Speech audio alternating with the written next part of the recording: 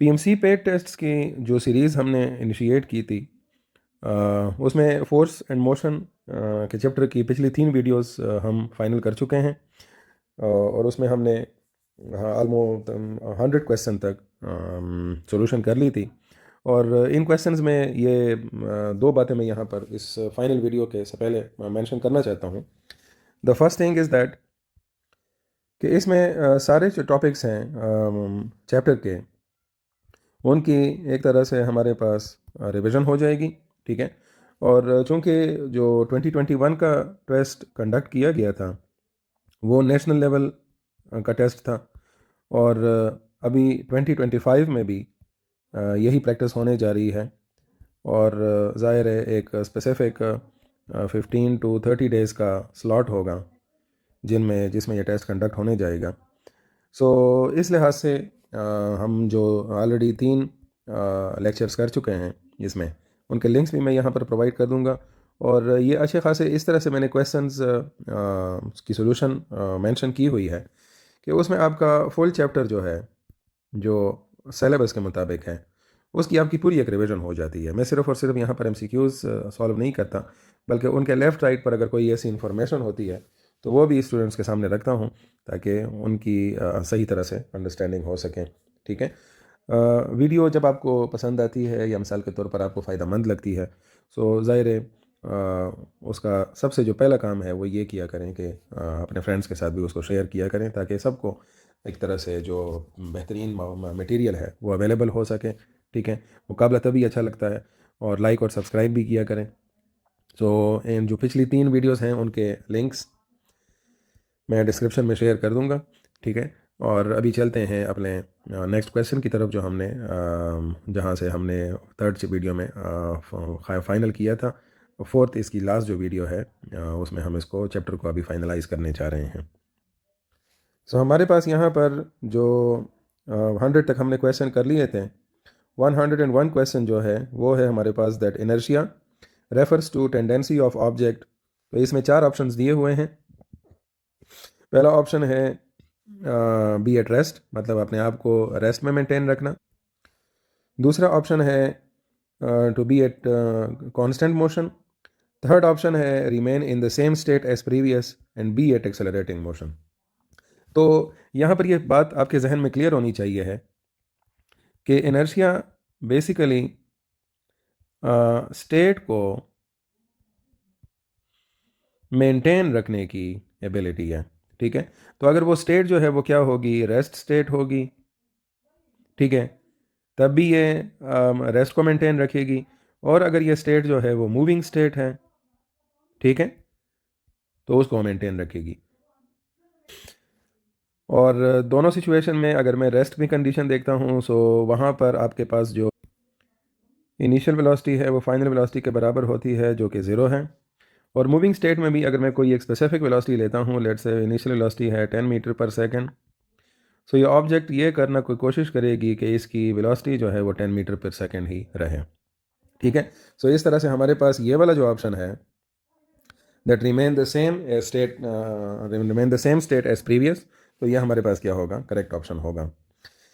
अगला क्वेश्चन हमारे पास है that 1 light year distance is. तो ये बेसिकली ये वाला क्वेश्चन जो है ये चैप्टर 1 में भी आता है, लेकिन चूंकि ये डिस्टेंस से रिलेटेड है, ठीक है, तो ये कंटेंट जो है ये थर्ड चैप्टर का भी आपके पास बन जाता है। Distance travel by earth in 1 year, distance travel by star in 1 year. Third option है distance travel by light in 1 year and distance travel by light in 1 galactic year. दो बातें यहाँ पर आपको मैं इंफॉर्मेशन के तौर पर देना चाहता हूँ, क्योंकि ज़ाहिर है ये गैलेक्टिक ईयर का जो कॉन्सेप्ट होगा ये भी ज़ाहिर है आपके पास टाइम में या डिस्टेंस में आ सकता है। और जो सी वाला ऑप्शन है जिसको यहाँ पर आपको पता चल गया होगा कि ये करेक्ट ऑप्शन है, इसके बारे में भी मैं बताना चाहता हूँ। So distance travel by light in 1 year definition के लिहाज से तो ये बात यहाँ पर हो जाती है बिल्कुल ठीक। लेकिन थोड़ा सा मैं आपको इसकी डिटेल में भी बता दूं ताकि अगर उसके मुताबिक कोई क्वेश्चन आता है तो उसका भी फिर आप सही तरह से जवाब दे सकें। तो लाइट ईयर की कैलकुलेशन के लिए हमें S is equal to V T का फार्मूला यूज़ करना पड़ेगा, जिसमें हम वी की जगह सी लगा देंगे फॉर स्पीड ऑफ लाइट। ये उसकी न्यूमेरिकल वैल्यू है। ये वैल्यू है टाइम की फॉर 1 कंप्लीट ईयर। फिर उसमें हम इस कंप्लीट ईयर को कन्वर्ट कर देंगे सेकेंड्स में, जिसमें हर दिन में 24 घंटे हैं, हर घंटे में 60 मिनट हैं, और हर मिनट में 60 सेकेंड्स हैं। ठीक है, ये हमारे पास जवाब आ जाएगा 9.46 10⁻15 मीटर, या 9.46 इंटू 10⁻12 किलोमीटर, या अगर आपने माइल्स में बताना है तो 5.879 इंटू 10⁻12 माइल्स। ये वैल्यूज़ मैंने इसलिए बता दी हैं कि ये मुख्तलिफ MCQs में आपके सामने आ सकती हैं। ठीक है, दूसरी चीज़ जो मैंने आपको सामने रखी है वो है उस लास्ट ऑप्शन की सिर्फ एक्सप्लेनेशन जो यहाँ पर उन्होंने मेंशन किया था, गैलेक्टिक ईयर वाला। सो गैलेक्टिक ईयर जो है वो क्या है, that is also called as cosmic year. Cosmic year के बारे में भी आपसे पूछा जा सकता है, ये बेसिकली टाइम का यूनिट है। The time taken for the sun to orbit the Milky Way's galaxy's centre, और इसकी जो टाइम में लेंथ है वो कितने के बराबर है, वो है 225 मिलियंस अर्थ ईयर्स। ठीक है, सो हमारा जो अर्थ का जो साल है 225 मिलियन अर्थ ईयर्स के बराबर एक गैलेक्टिक ईयर होता है। उसके बाद जो अगला क्वेश्चन है हमारे पास वो है that acceleration of a particle at any moment from A T graph we calculate is called as acceleration. तो जाहिर है चूंकि आप एनी मोमेंट की बात कर रहे हैं, ठीक है, तो वो जो एक्सेलरेशन आप निकालेंगे वो क्या होगी, इंस्टेंटेनियस एक्सेलरेशन होगी। एनी मोमेंट के लिए चाहे वो पावर हो, वेलोसिटी हो, एक्सेलरेशन हो, स्पीड हो, वो क्या होगी आपके पास, इंस्टेंटेनियस वाली टर्म होगी। तो ये आपके जहन में होना चाहिए है। बाकी MCQs का भी इससे आपको उसमें भी इसकी इस टर्म की यूजेज से आपको फ़ायदा मिल सकता है। अगला क्वेश्चन है the projectile motion is not dependent on the particles initial velocity, mass, launching angle और एक्सेलरेशन। तो इसमें मैथ्स जो है ये आपके पास करेक्ट ऑप्शन है, लेकिन मैं इसकी आपको वजह भी बता देता हूँ कि हाइट की इक्वेशन अगर आप देखते हैं तो वो आपके पास बनती है 2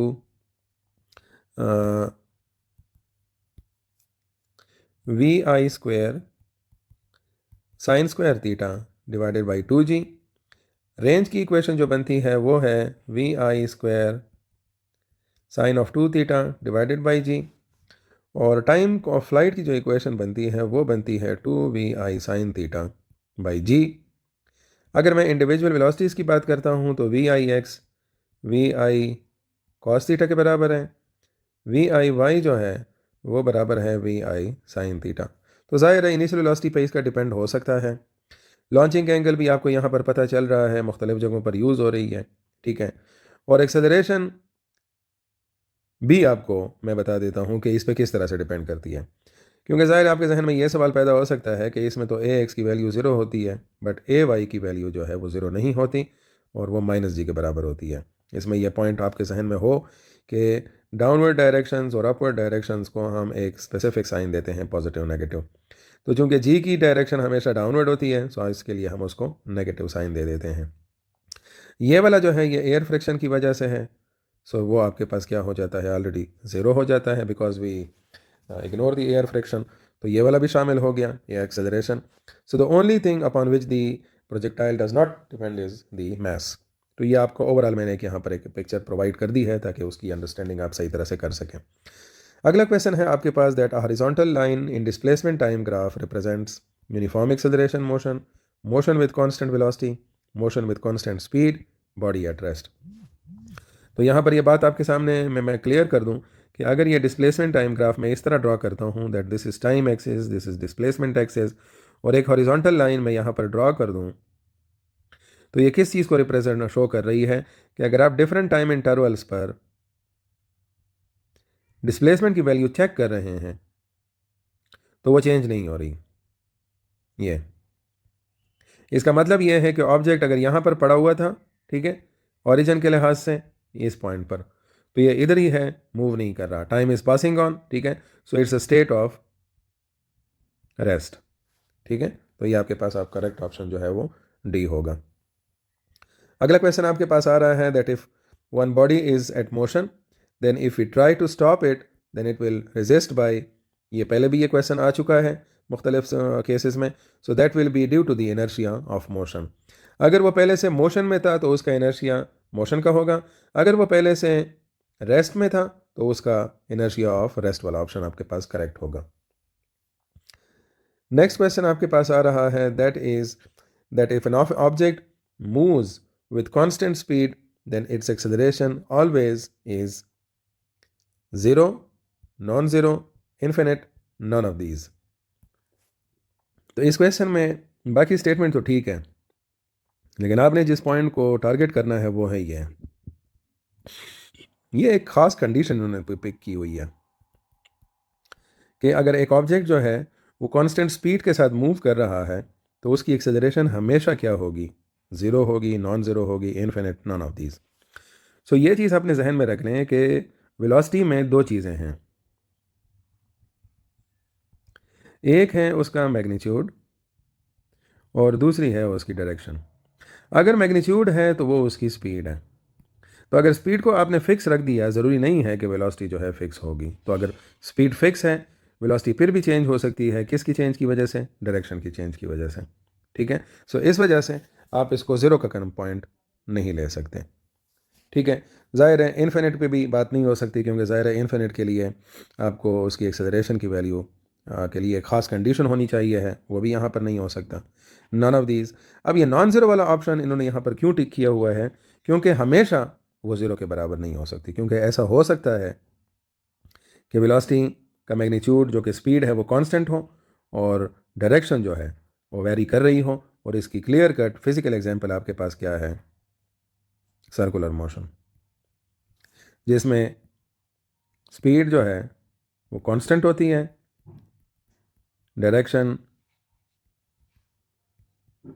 यूनिफॉर्मली वेरी करती है। ठीक है, और उसकी यूनिफॉर्म एक्सेलरेशन होती है, जिसको हम सेंट्रीपिटल एक्सेलरेशन कहते हैं। ठीक है, तो इस तरह से करेक्ट ऑप्शन आपके पास बी होगा। अगला क्वेश्चन आपके पास आ रहा है that circular motion of a particle while attached to a string centripetal acceleration is provided by, बिल्कुल, टेंशन इन अ स्ट्रिंग। इस तरह पहले क्वेश्चन भी था, वहाँ पर डाउट था।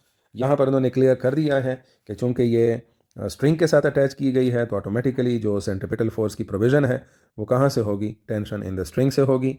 मैं यहाँ पर आपके सामने ये फिगर भी ड्रॉ कर लेता हूँ। लेट्स से ये एक उसके पाथ है। ठीक है, ये वो स्ट्रिंग है, ये वो ऑब्जेक्ट आप कंसिडर कर लें। ठीक है, और जो मिसाल के तौर पर ये एंटी क्लॉकवाइज डायरेक्शन में रिवॉल्व कर रहा है, तो ये जो स्ट्रिंग की टेंशन है that will be actually providing the centripetal force, और इसी डायरेक्शन में ही सेंट्रीपिटल फोर्स की डायरेक्शन होगी। ठीक है, this is also called as the provision of the centripetal force by the tension in the string. अगला क्वेश्चन हमारे पास आ रहा है that velocity is a tensor, vector, scalar, none of these. ज़ाहिर है टेंसर पर आपको टेंशन लेने की ज़रूरत नहीं है। ठीक है, because that is related to some other terms regarding the vector algebra. So इसकी जो बेसिक डेफिनेशन आपके सिलेबस के मुताबिक है वो क्या है? एज अ वेक्टर है। 110 क्वेश्चन आपके पास आ रहा है। Passengers sitting in a stationary car experience is a jerk when the car suddenly starts. This is due to, again, अभी मैंने पिछले क्वेश्चन में ये मेंशन किया था, ये क्या है? इनर्शिया ऑफ रेस्ट है। इसी तरह से मैं यहाँ पर दोबारा ये क्लियर कर दूँ कि अगर ये स्टेशनरी कार के बजाय मूविंग कार होता, वेलोसिटी कांस्टेंट वेलोसिटी का, और ब्रेक अप्लाई होती, तो उस वक्त जब ये जर्क उनको लगता तो वो क्या होता? इनर्शिया ऑफ मोशन की वजह से होता। Centripetal acceleration always acts towards the centre. ये मैं पहले भी मेंशन किया हुआ था कि चूंकि ये को पॉइंट इन्होंने एक्सेलरेशन के रेफरेंस से पिक किया है तो ये थर्ड चैप्टर में डाला है। Otherwise mainly centripetal force acceleration ही है या फोर्स हो, उसका कॉन्सेप्ट किस चैप्टर में आता है? Chapter number 5, circular and rotational motion में। और अभी मैं ये पिछले फिगर में भी ये बात क्लियर कर चुका हूँ कि सेंट्रीपिटल एक्सेलरेशन की जो डायरेक्शन होती है वो सेंटर की तरफ होती है, और इसकी एक्सेलरेशन की डायरेक्शन भी सेंटर की तरफ होती है। So let's say this is the centre, इसी डायरेक्शन में इसका सेंट्रीपिटल फोर्स भी होगी और इसी डायरेक्शन में इसकी सेंट्रीपिटल एक्सेलरेशन भी।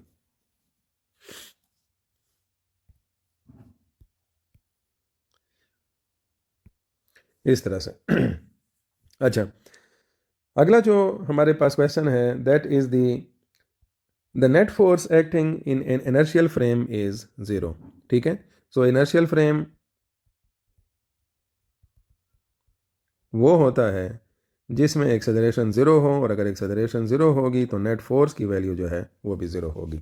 ठीक है, नॉन इनर्शियल फ्रेम जो है वो फ्रेम होगा जिसकी एक्सेलरेशन जो है वो ज़ीरो नहीं होगी, और इसी वजह से इसके ऊपर नेट फोर्स की वैल्यू भी ज़ीरो नहीं होगी।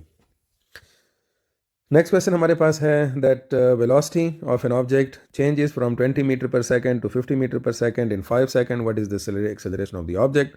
सो आपके पास simple V F minus V I by T की रिलेशन है एक्सेलरेशन के लिए।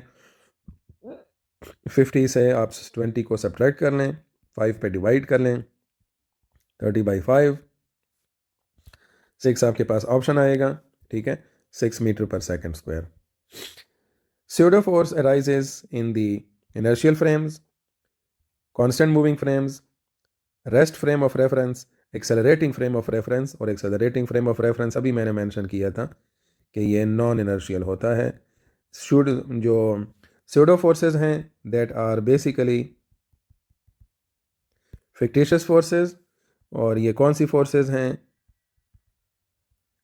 सेंट्रीफ्यूगल फोर्स की नेचर स्यूडो फोर्स की है, जो कि एक नॉन इनर्शियल फ्रेम में आती है, जाहिर सर्कुलर मोशन में एक्सेलरेशन एग्जिस्ट करती है, तो ये एक नॉन इनर्शियल फ्रेम में एग्जिस्ट करती है। The acceleration of moving object can be defined as rate of change in speed, rate of change in velocity. Simple सा क्वेश्चन है, definition based. The net force acting in inertial frame is zero. अभी मैं पिछले question में ये point mention कर चुका हूँ।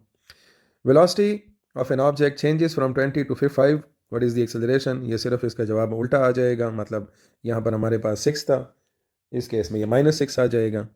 अच्छा, -6 इसलिए नहीं होगा बिकॉज 20 से 50 हो रहा है, तो ये बिल्कुल ये वहाँ पर यहाँ पर ये क्वेश्चन की रिपीटेशन हुई है। लेकिन अगर ये उल्टा हो गया कि 50 to 20 हो गया, सो यहाँ पर आपके पास फिर माइनस साइन आ जाएगा, -6, because it is deceleration. Rockets use thrust force which produces constant acceleration, variable acceleration, constant acceleration, linear varying velocity। Rockets में कंटिन्यूसली फ्यूल जो है वो कंज्यूम हो रहा होता है, और फ्यूल के कंज्यूम होने की वजह से जो उनका मास है वो डिक्रीज हो रहा होता है, ठीक है। तो अब अगर फोर्स अप्लाई हो रही है, ठीक है, और उसके मुकाबले में मास की वैल्यू जो है वो कंटिन्यूसली कम हो रही है, तो ऑटोमेटिकली एक्सेलरेशन जो है वो क्या होती जाएगी, बढ़ती जाएगी। सो इस वजह से acceleration will be variable. A straight moving bus takes a sharp right turn.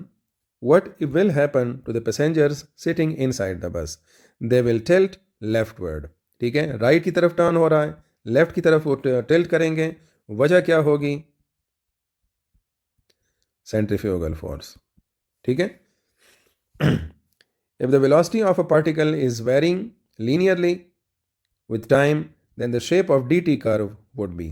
अब velocity of a particle क्या कर रही है, लीनियरली टाइम के साथ चेंज कर रही है। सो dt कर्व, अब बात हो रही है velocity की, लेकिन आपने ग्राफ जो है वो dt का कंसिडर करना है, डिस्प्लेसमेंट टाइम का। सो ये dt कर्व है, आपके पास ग्राफ है, और इसमें अब velocity जो है वो वेरी कर रही है, कांस्टेंट नहीं है टाइम के साथ। अब इसको मैं एक सिंपल एक केस आपके सामने रखता हूँ ना, ड्रॉ करने के लिए। मिसाल के तौर पर ये एक कर्व में ड्रॉ करता हूँ। अब ये कर्व रिप्रेजेंट क्या कर रहा है कि यहाँ पर इसका जो इस पैटर्न में जो स्लोप है, फिर इस पैटर्न का जो स्लोप है, इसका स्लोप है, इसका स्लोप है, ये चेंज हो रहा है। स्लोप जो है वो डिस्प्लेसमेंट टाइम ग्राफ का क्या होता है, वेलोसिटी, दैट इज d/t, ठीक है। सो इस तरह से इसकी वेलोसिटी की वैल्यू जो है वो इन इंटरवल्स में कॉन्टिन्यूसली टाइम के साथ चेंज हो रही है लीनियरली। सो ऑब्वियसली यहाँ पर जो आपके पास ऑप्शन होगा, लीनियर तो नहीं हो सकता, ये करेक्ट ऑप्शन इन्होंने पिक नहीं किया हुआ। क्यूबिक बिहेवियर भी नहीं हो सकता, डिक्रीजिंग लीनियरली भी नहीं हो सकता। आपके पास ये जो ऑप्शन आएगा ये क्या होगा, क्वाड्रेटिक, ठीक है। और ये क्वाड्रेटिक जो ग्राफ्स होते हैं मैथमेटिक्स में भी, लाइक a=x² या y=x², वहाँ पर आपको ये ग्राफ आसानी से मिल सकते हैं जब आप उसको ड्रॉ करते हैं। व्हेन एन ऑब्जेक्ट, और ये मैंने सिर्फ एक एग्जांपल बताई है, ये इंक्रीजिंग वेलोसिटी की है। अगर मैं ये क्या करूँगा, इसको उल्टा कर दूंगा तो ये डिक्रीजिंग वेलोसिटी की हो जाएगी, इस तरह से। ओके, अगला क्वेश्चन है, when an object moves on a circular path then its displacement is constant, no. Its displacement changes due to change in distance, no. Its displacement changes due to change in direction of motion, ठीक है, क्योंकि हर वक्त direction change हो रही होती है, सो उसकी वजह से उसके डिस्प्लेसमेंट का फिगर जो है वो क्या हो रहा होता है, चेंज हो रहा होता है। और ऑलवेज ज़ीरो भी नहीं होता, क्योंकि ज़ाहिर है एक राउंड कंप्लीट होने के बाद आप ये क्लेम कर सकते हैं, लेकिन हर वक्त ये क्लेम नहीं कर सकते। When an object moves on a circular path then, अच्छा ये तो बिल्कुल रिपीटेशन है इसी की। If we apply 100 newton force on 10 kilogram box then its acceleration is, simple सी बात है, ये आप 100 न्यूटन की फोर्स अप्लाई कर दें, F is equal to M A is equal to F by M, तो F के नीचे आप m लगा दें 10 किलोग्राम, तो ये आपके पास आ जाएगा 10 मीटर पर सेकंड स्क्वायर, ये वाला करेक्ट ऑप्शन होगा।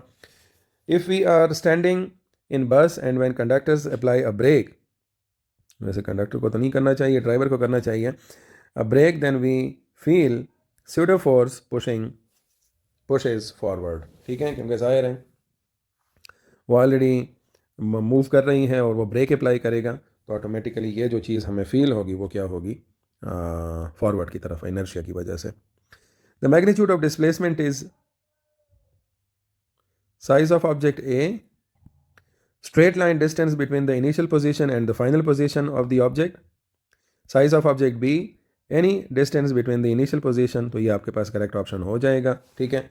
यहाँ पर ये मैं ड्रॉ भी आपके सामने कर दूँ, मिसाल के तौर पर ये ए आप पॉइंट ले लें, ये बी पॉइंट ले लें, और ये एक पाथ कंसिडर कर लें, तो इसके मुताबिक ये ऑप्शन बी के मुताबिक करेक्ट ऑप्शन क्या होगा, ए से लेकर बी तक जो बिल्कुल स्ट्रेट पाथ है उसका डिस्टेंस आपको किस चीज़ के बारे में इंफॉर्मेशन बताएगा, डिस्प्लेसमेंट के मैग्नीट्यूड के बारे में। A car travels 30 metre towards east, मैं यहाँ पर ड्रॉ करता जाता हूँ ताकि आपके लिए ये आसानी हो। Then it takes turn and travels 40 metre towards north, थोड़ा सा इसको यहाँ पर ड्रॉ करते हैं, ईस्ट 30 मीटर, फिर नॉर्थ की तरफ 40 metre,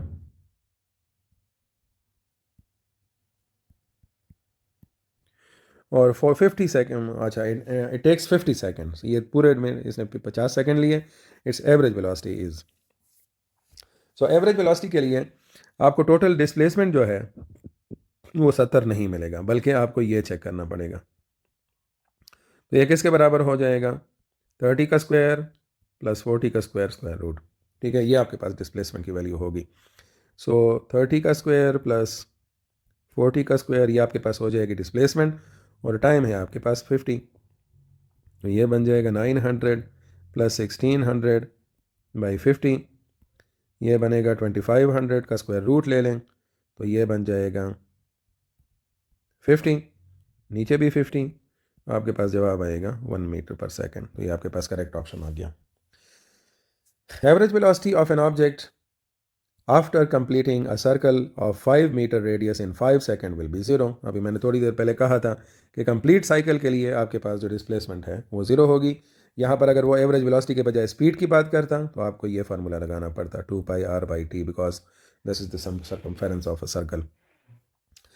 acceleration in the simple pendulum is always directed towards displacement, ठीक है, लेकिन एक्टिंग नेगेटिव टू डिस्प्लेसमेंट, क्योंकि ज़ाहिर है डिस्प्लेसमेंट के बिल्कुल अपोजिट होता है, सो उसकी डायरेक्शन ए, मैं यहाँ पर ये इक्वेशन भी लिख लेता हूँ, जो एक्सप्रेशन है ये नेगेटिव साइन शो ही ये करता है कि एक्सेलरेशन और डिस्प्लेसमेंट की डायरेक्शन एक दूसरे के अपोजिट होगी।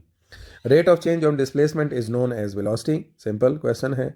Displacement of object with respect to a constant moving V frame in same direction is x minus V T, ये हमने पहले भी वीडियोस में भी इस बार ये लेक्चर पर में बात हो चुकी है कि अगर एक ऑब्जेक्ट की डिस्प्लेसमेंट आप देख रहे हैं, ठीक है, और तो उसमें moving frame we in same direction, तो आपके पास जो डिस्प्लेसमेंट होगी वो क्या होगी, x minus V T, x plus we T का भी ऑप्शन आ सकता है।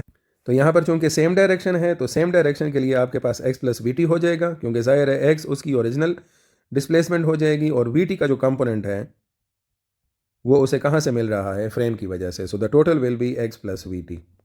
लेकिन अगर ये अपोजिट डायरेक्शन में होते तो ये x माइनस वी टी हो जाता। तो अब इस स्टेटमेंट के मुताबिक जो करेक्ट ऑप्शन है वो आपके पास ऑप्शन नंबर बी है, ठीक है। अगर इसमें ये सेम के बजाय मैं अपोजिट कर दूं तो ऑप्शन नंबर ए आपके पास करेक्ट ऑप्शन हो जाएगा। और लास्ट ऑप्शन अब हमारे पास, लास्ट क्वेश्चन हमारे पास अभी आ रहा है, the unit of velocity is metre per second, ठीक है, सिंपल सा क्वेश्चन है। सो अब ये फोर्स एंड मोशन के जो क्वेश्चंस हैं ये यहाँ पर ख़त्म हो चुके हैं। ठीक है, कोशिश करें कि ये जो क्वेश्चंस हैं इनको सही तरह से समझें। ठीक है, और उसके मुताबिक ही आप इस पर रिस्पॉन्ड करें। इनको सही तरह से जो तरीका मैंने बताया है अटेम्प्ट करने का उसके मुताबिक जाएं।